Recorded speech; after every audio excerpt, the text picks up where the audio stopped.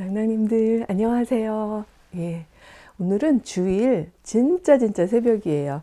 아주 진짜까지는 아니고 제 토끼 시계로 보여드리면 아직 새벽 6시가 안 됐어요. 근데 왜 이렇게 일찍 서두느냐고요? 오늘 제가 지방으로 또 이제 강의를 내려가야 돼서 아예 그냥 다 준비하고 아직 화장은 안 했지만 화장은 맨날 항상 마지막 강의 올라가기 직전에 아직 화학품이 좀 얼굴에 안 좋은 것 같아서 그것도 물론 뭐 생얼로 올라가도 되는데 우리나라 정서와 그쵸 너무 막간 그냥 아무 준비 없이 간 것 같은 이제 그런 인상들도 받으시기 때문에 막판에 조금 합니다만 다른 건 다 준비해 놓고 이렇게 이 자리에 섰습니다. 오늘은 우리 사도행전 15장 뒷부분 즉 이제 바울이 그리고 또 사실은 바나바도 두 번째 선교여행을 떠나는 그 장면인데 늘 함께 동역했던 두 사람이 갈라지게 되는 계기가 되었던 마가를 데리고 가느냐 마느냐 요 문제, 요 이야기에 대한 부분을 할 건데요. 다행히도라고 해야 될까요? 제가 요거를 이제 본문 읽은 다음에 다행히도 맞아요. 왜냐면 지금 마음이 조금 바쁜 중에 이 성서 속 2인자들에서 제가 그 이제 바나바의 심정에 대해서 쭉 한번 좀 깊게 묵상했던 파트가 있어서 제가 이걸 다 읽어드리지는 않지만 지난번에 한번 낭독했던 것처럼 이번에도 바나바 이야기는 이 내용을 좀 이렇게 조곤조곤 낭독해 드리는 걸로 오늘 영상을 좀 찍을까라고 생각하고 있어요. 그래서 뭐 이해해 주셨으면 좋겠고요. 낭낭님들 본문은 사도행전 15장 36절에서 41절 말씀입니다. 제가 먼저 읽겠습니다.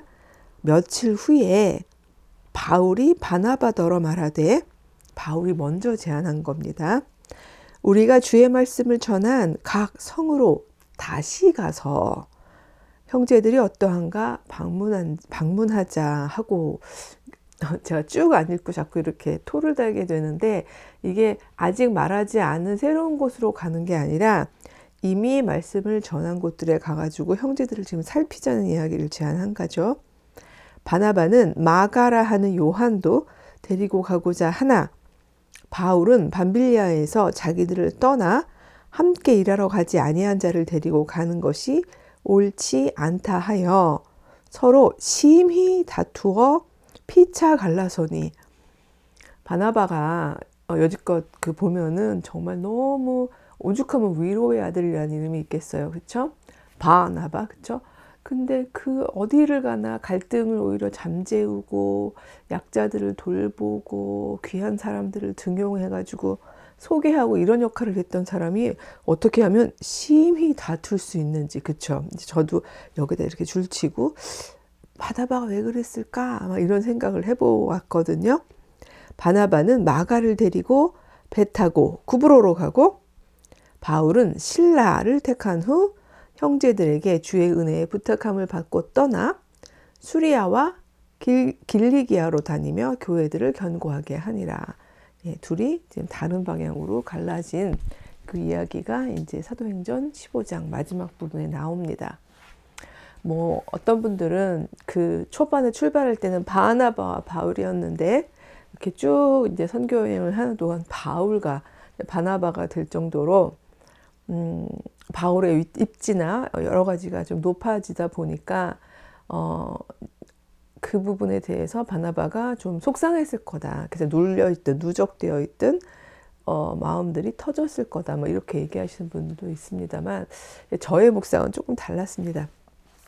한번 쭉 읽어볼게요.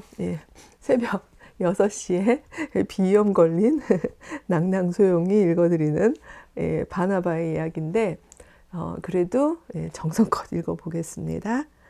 바나바 위로할 수 있는 힘의 기원. 복음이 유대를 넘어 이방인의 세계로 전파되는데 가장 큰 역할을 한 지도자를 딱 한 사람 꼽으라면 많은 사람이 바울을 선택할 것입니다. 신약 성서 안에 정경으로 들어와 있는 본문 중에도 바울 서신이 압도적으로 많습니다. 그런데 아시다시피 바울은 한때 그리스도인들을 격렬하게 박해했던 인물입니다. 그랬던 그가 아무리 다메섹 도상에서 부활의 주님을 만났다 해도 교회 안에서 쉽게 내부자가 되기는 어려웠을 겁니다. 사도들의 눈에도 바울은 매우 의심스러웠습니다. 사울이 예루살렘에서 가서 제자들을 사귀고자 하나 다 두려워하여 그가 제자됨을 믿지 아니하니. 사도행전 9장 26절 말씀인데요. 당연한 일입니다. 그런데 다음 구절이 흥미롭습니다. 바나바가 데리고 사도들에게 가서 그가 길에서 어떻게 주를 보았는지와 주께서 그에게 말씀하신 일과 다메섹에서 그가 어떻게 예수의 이름으로 담대히 말하였는지를 전하니라. 그러니까 바나바가 아니었다면 바울은 사도의 기회를 얻기 힘들었을 수도 있다는 말입니다. 바울은 예수님을 본 뒤 멀었던 눈이 회복되자마자 다메섹에 있는 회당에서 복음을 전하기 시작했습니다. 잠시 숙고할 시간을 가진 것도 아니고 천천히 스며든 것도 아니었습니다. 예수께서 로마의 정치적 형벌인 십자가형을 당해 돌아가신 마당이고 예루살렘은 물론 여러 곳에서 그리스도인들을 달갑게 보지 않던 시절이었습니다. 스데반처럼 순교당하는 일도 벌어졌습니다. 그런데 그리스도인들을 잡으러 다녔던 그가 하루아침에 돌변하니 어찌 그의 말을 신뢰할 수 있었을까요? 사도행전 9장 21절에는 이렇게 적혀 있습니다. 듣는 사람이 다 놀라 말하되 이 사람이 예루살렘에서 이 이름을 부르는 사람을 멸하려던 자가 아니냐. 여기 온 것도 그들을 결박하여 대제사장들에게 끌어가고자 함이 아니냐 하더라. 당황하기는 유대인들도 못지 않았던 것 같습니다. 유대인들이 보기에 바울은 배신자였으니까요. 하여 바울은 그를 죽이려는 공모를 알게 되고 결국 밤도망을 합니다. 그 길로 바울은 예루살렘으로 달려간 듯한데 그 길에 바나바가 동행한 것 같습니다. 다메섹에서부터 동행했는지 아니면 예루살렘 사도들에게 배척받는 모습이 딱해서 뒤따라 나가 그의 말을 귀담아 들었는지 이 부분은 알 수 없습니다. 하지만 바나바는 바울에게 일어난 일을 상세히 알고 있었습니다. 그래서 27절과 같이 제자들에게 그의 회심 과정을 설명할 수 있었습니다. 그런데 전하니라 다음에 이어지는 구절이 더욱 놀랍습니다. 사도행전 9장 28절 말씀인데요. 사울이 제자들과 함께 있어 예루살렘에 출입하며. 그러니까 사도들이 바나바의 말은 믿었다는 것입니다. 일종의 보증이라고 할까요? 우리도 그렇지 않나요? 생전 처음 보는 사람이거나 심지어 적대적인 느낌의 인물이라도 공동체 내에서 오랫동안 신뢰하던 사람이 추천한다면 일단은 받아들이게 됩니다. 그 정도가 아니었습니다. 바나바는 바울의 초기 사역에 든든한 지지자가 되어 주었습니다. 예루살렘 박해로 신자들이 흩어진 상황에서 안디오기로 파견을 받자 바나바는 굳이 사울을 찾으러 다소까지 내려가 그를 안디옥으로 데려왔습니다. 일종의 공동사역이었습니다. 그가 단독 목회를 하기에 능력이나 인품이 부족했기 때문이 아니었습니다. 처음 홀로 안디옥에서 섬길 때에도 사람들은 그를 따랐습니다. 증거 본문으로 제가 사도행전 11장 24절을 가져왔는데요. 바나바는 착한 사람이요 성령과 믿음이 충만한 사람이라 이에 큰 무리가 주께 더하여지더라. 이 보도는 바나바가 바울을 초빙하기 이전의 이야기입니다. 그럼에도 바나바는 아직 사역지를 갖지 못한 바울을 데려와 1년을 가르쳤습니다. 안디옥이 어디인가요? 처음으로 예수 공동체가 그리스도인이라는 이름을 얻은 곳입니다. 이후 예루살렘 교회를 돕기 위한 헌금을 전달할 때도 바나바의 고향인 구브로에서 전도할 때도 이어지는 1차 전도 여행 기간 내내 둘은 단짝처럼 함께했습니다. 사도행전 14장도 이를 증거합니다. 두 사도가 오래 있어 주를 힘입어 담대히 말하니 주께서 그들의 손으로 표적과 기사를 행하게 하여 주사 자기 은혜의 말씀을 증언하시니.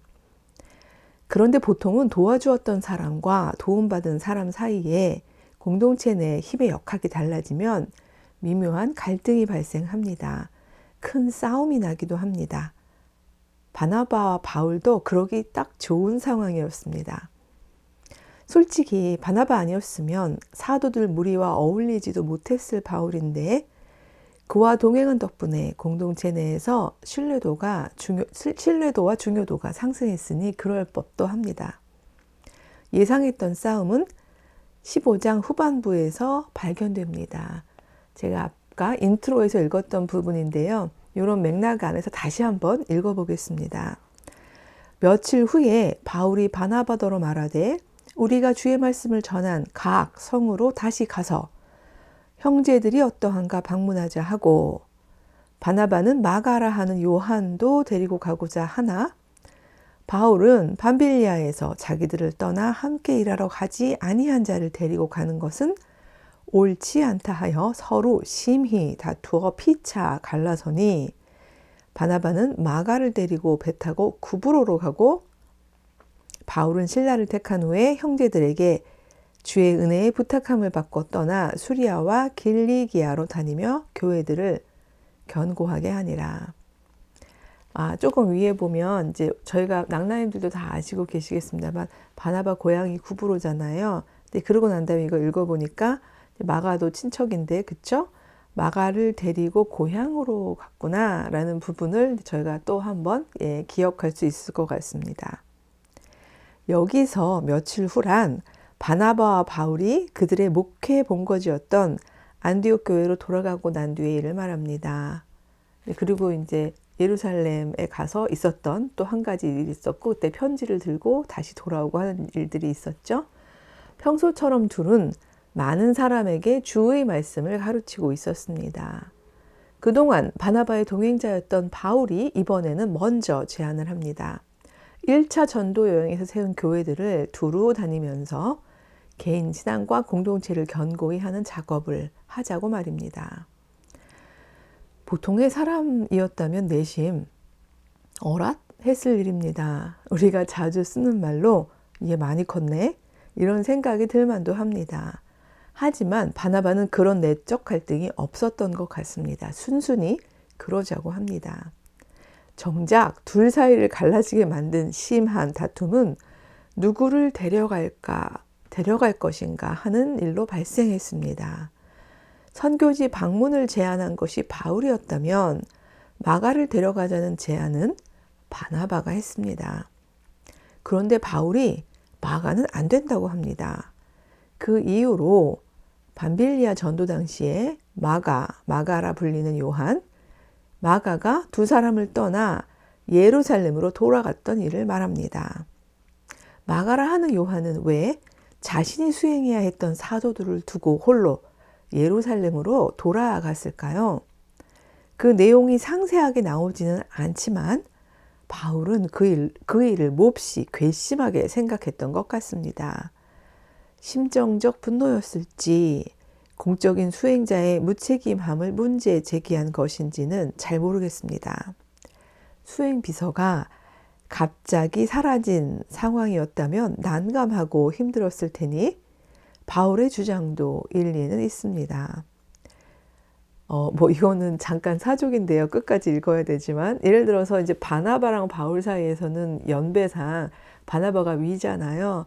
근데 이제 수행비서가 있으면 바울이 할 일들은 말씀 전함, 그쵸? 사도의 역할을 다함 이걸로 이제 초점을 다 맞출 수가 있는데 이렇게 수행비서가 도망가면 자기가 해야 될 일들이 다른 일들까지 있게 되고 하면 바울 성적이 그닥 그렇게 원만한 사람은 아니잖아요. 이런 일로 화가 났을 것 같다는 생각도 또 듭니다. 그런데 늘 사람 좋던 바나바가 이번에는 물러서지 않습니다. 물론 마가와 친인척 관계이기 때문일 수도 있습니다. 마가라 하는 요한은 바나바의 생질이었습니다. 하지만 위로의 아들이라는 별칭, 이렇게 바나바의 뜻이죠. 뜻으로 불렸던 그가 기껏 혈연을 이유로 바울과 심하게 다툰 것 같지는 않습니다. 문득 마가는 선교여행 기간 중에 왜 선교지를 이탈했을까 궁금했습니다. 사도들과 동행할 정도의 헌신도와 신앙이라면 단순하고 가벼운 사안은 아니었을 것입니다. 그가 떠난 이야기 직전에 바나바의 고향인 구브로에서 바울이 행한 이적과 말씀에 사람들이 놀라는 장면이 나옵니다. 바울은 그들의 전도를 방해하는 총독의 눈을 멀게 하는 등 매우 눈에 띄는 행동을 했습니다. 그리고 이어지는 13장 13절에 바울과 및 동행하는 사람들이라는 표현에서 알 수 있듯이 바나바가 바울의 동행하는 사람들 정도로 기록될 만큼 바울의 영향력은 지대해졌습니다. 우리 숙부가 훨씬 먼저 사도로 인정을 받았는데 숙부가 자신의 소유를 다 팔아 교회에 헌금했던 일과 그간 교회를 위해 헌신했던 일들을 생각하면 억울하고 분했을지도 모르겠습니다. 더구나 구브로는 바나바의 고향 아닌가요? 거기서조차 바울에게 밀리는, 제가 여기다는 이렇게 밀렸다라기보다는 그렇게 생각할 수 있는 하고 이렇게 따옴표를 했습니다. 숙부를 보고 있자니 도저히 참을 수 없었을지도 모릅니다. 하지만 바나바는 그 일로 바울과 다투거나 결별하지 않았습니다. 오히려 조카가 떠나는 것을 안타깝게 보면서도 바울 곁에 남았습니다. 그러나 위로의 아들이라는 이름답게 15장에서는 바나바는 조카를 보듬고 싶었던 것 같습니다. 이제 바울을 위로하고 돌볼 필요가 없으니 말입니다. 그가 나보다 더 크게 자라서 얄밉기 때문이 아니라 더는 자기보다 약한 지체가 아니었기 때문입니다. 하지만 마가는 다릅니다. 중도 이탈한 일로 아마도 공동체 내에서 그의 입지가 많이 약해져 있었을 것입니다. 이제는 마가를 세워줄 때였습니다. 사실 마가를 데려가나 신라를 데려가나 그게 뭐 그리 중요할까요? 바나바는 그저 상한 심령을 잘 헤아리고 위로하고 싶었을 것입니다. 무조건 바울 편, 무조건 마가 편을 든 것이 아니라 바나바는 위로해야 하는 사람 편이었던 것입니다. 그는 어찌 한결같이 공동체 안에서 위로자일 수 있었을까요? 늘 성령님과 함께하는 사람이었기에 가능했지 싶습니다. 바나바에게 1인자, 2인자 따위는 안중에도 없었던 것입니다. 그냥 저는 이렇게 묵상을 해봤습니다. 다시 한번 깨알 홍보. 성서 속 2인자들 안에서 그런 이야기를 담아냈고요.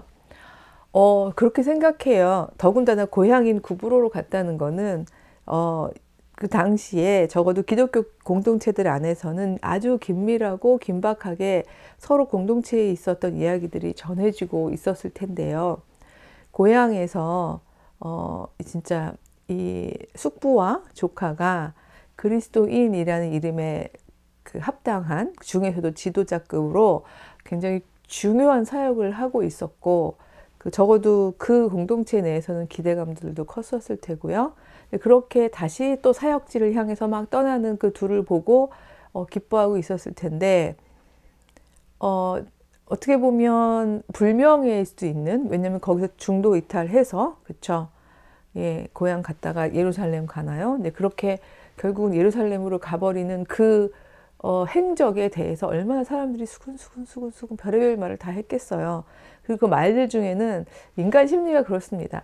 헤아리려는 말들보다는 오히려 더 말을 보태서라도 자꾸 사람을 깎아내리려는 말들을 사람들은 더 많이 하잖아요. 그래서 아마 마가의 입지가, 그러니까 여러 가지 면에서 입지만의 문제가 아니라 마음도 굉장히 많이 상해 있었을 것이 너무 자명하죠. 이런 상황에서 바나바는 가만히 지금 이제 보니까 바울은 충분히 독립전도자로서의 어떤 역량이 다 충분히 되었고, 또 예루살렘에 같이 편지 전하면서 같이 왔던 신라의 경우도 충분히 수행비서로 역할을 할 수 있는 사람인 거죠. 물론 이제 권면을 했다는 얘기가 아니라 바울은 화가 나서 이제 신라랑 가겠다고 한 거니까. 그렇다면 본인은 오히려 고향에 가서, 그쵸? 이 마가도 좀 위로해주고, 또 그곳에 있는 사람들도 이래저래 또 마음이 다쳤을 수도 있는 사람들에게, 참 그렇잖아요. 사람들이 밀렸대, 바나바가. 뭐 이런 이야기도 전해졌을 수 있고, 그런데 그게 중요한 게 아니다. 우리가 그리스도인이라는 거, 그 다음에 그리스도를 전하는 공동체의 일원들이라는 거, 그 다음에 예수님이 정말 가르쳐서 지키라고 하셨던 그 말씀대로 살아가는 거, 그게 중요한 거다. 이제 그런 이야기를 또 하려고, 견고하게 하려고 간 게 아닌가? 저는 그렇게 생각한 거죠. 결국 이렇게 차근차근 읽다 보니까 아마 우리 낭나님도 깨달으셨겠지만 이미, 제가 그 구약부터 지금 쭉 오는 동안에 이 성서 안에 있는 사람들을 뭔가 굉장히 우리보다 그때 좀 차원이 다르고 하나님하고도 좀 더 가까이 소통하고, 그래서 실수도 적고 이런 사람들로 묘사하기보다는 그냥 그냥 사람이잖아 라는, 그쵸? 우리랑 똑같은 사람이잖아. 다만 그들의 역사 속에서 하나님과 가까이 할 수밖에 없었던 여러 가지 정황들 속에서 그들이 애써 기도하고 기도 가운데서 길어 올렸던 신앙적 묵상이 다 이렇게 집약적으로 담겨 있다 보니까 그들이 늘 그렇게 언제나 영성 깊었던 것처럼, 우리가 이렇게 성경을 읽어왔지만 사실은 따져보면 우리 안에도 그런 마음들이 있잖아. 이제 자꾸 이런 이야기를 하는 걸로 아마 이제 제가 쭉 가고 있는 거를 눈치채셨을 것 같아요. 근데 맞습니다. 그러니까 이 이야기들이 그러니까 대충 살아도 돼. 그러니까 대충 넘어져도 돼.